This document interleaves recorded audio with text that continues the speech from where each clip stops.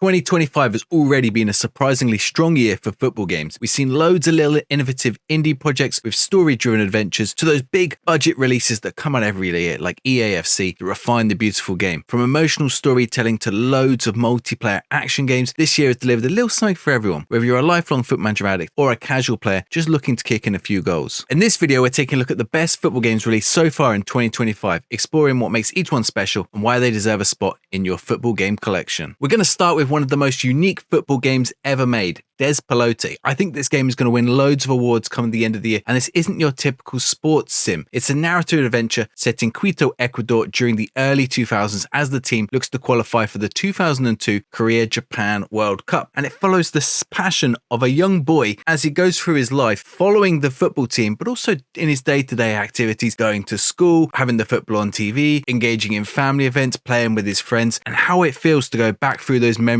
of a kid in the early 2000s, late 90s, and the fever that comes around the football and the World Cup while everything else in life is going on at the same time. And it's about your memories. It's a really interesting game. It's not very long. If you haven't experienced it, I thoroughly recommend it. It is a really different kind of game. Another game we played earlier this year is Football Life Simulator, and I'm planning to bring this back to the channel in some point. But instead of playing as a manager or playing as a whole team, you play as a single player and his experience on and off the pitch through his life. So it's a bit like The Sims meets the player career mode in EAFC. It's still in early access. There's a lot of elements of the game that maybe we need a little bit of work. There's a lot of AI in the game if that's a problem, but the developers are steadily releasing updates. It's been positively responded to recently. It's got some really interesting ideas. Check out Football Life Simulator. It's something a little bit different and a little bit more interesting than just another EAFC career mode. Third game on this list is a really interesting one, Rematch, which is a 3v3, 4v4 or 5v5 Rocket League style football game developed by the developers who made Sifu and Absolver. If you haven't seen those games, they are almost martial arts games, and you can see how that pays off here, but it's been turned into a football game. It has an upfront cost and it is quite heavily monetized, which has been a bit of a problem for a few players, especially with the lack of content they've been putting into things like the season pass and the updates. Players also have a lot of problems with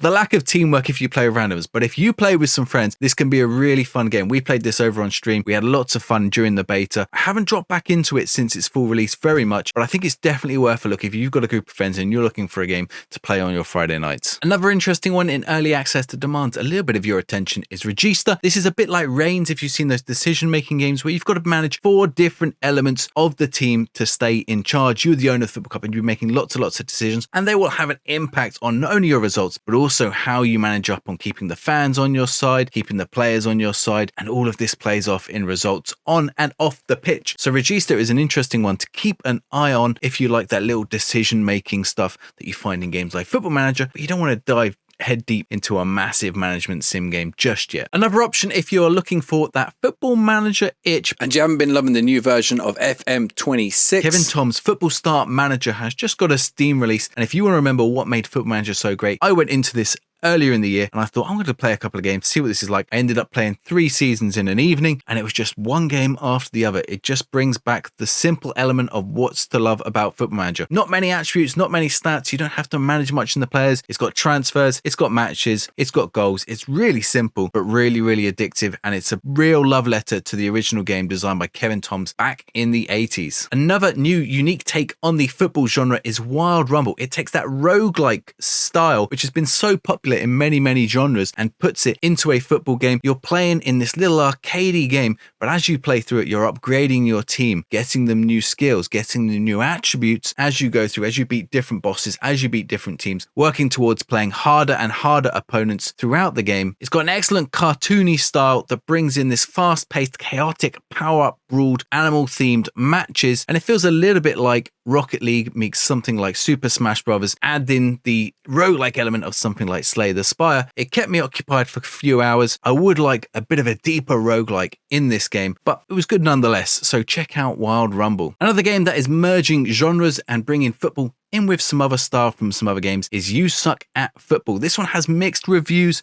so far, but it could be one to watch, particularly if some streamers pick it up. It is in the style of Only Up, Chained Together, Get to Work, or Peak, where it's this sort of physics-based, chaotic parkour game, but you're also trying to kick your football through the obstacles and get to the top of the mountain peak, whatever you want to call it in this game. But it's another one of those rage games where it gets very frustrating and increasingly difficult as you try and navigate through this parkour physics environment. Another interesting little football management game that came out this year is Bokeh's Football Manager. This has a little bit of a different feel to it than some of the other football management games. Has some interesting additions like having to take your coaching badges by answering questions and quizzes, lots of statistics and data. Of course, all the fundamentals still there, transfers, tactics, everything like that. You're making decisions as well, but just a little bit of a quirky feel to it. It has various dynamic story events as you try and build your reputation as a football manager. I had a lot of fun with it, and it could be a little fun one to fill in that little gap until the new football manager game comes out. Some may debate its position on this list of the best football games in 2025, but there's no doubt the EAFC always deserves to be here. Graphically, it is the best football game on the market right now and one of the best playing games as well. There is a whole host of updates this year in EAFC 26, including some changes to the manager mode that include new challenges and scenarios such as the Galacticos challenge that has you try to rebuild the R9 Galacticos, or Bottom at Christmas. You can choose the challenges and tailor them to the club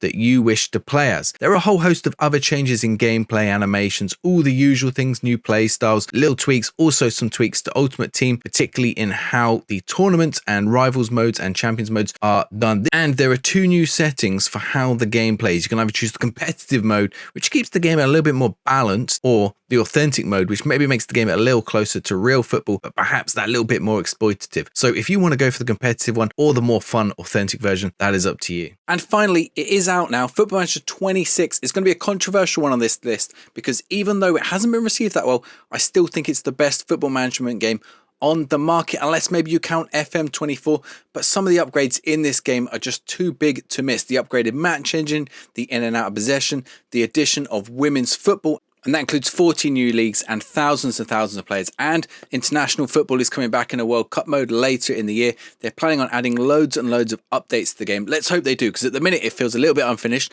a little bit underbaked, but it is still the best football management game on the market, so it's still got to earn its place on this list. If you can get over the chunky UI and you can get past all the bugs and other issues, then there is a fundamentally good football management game underneath. The match engine feels great. There's loads of really good looking animations. The UI looks a lot slicker, even if the navigation is a little bit tough at the minute.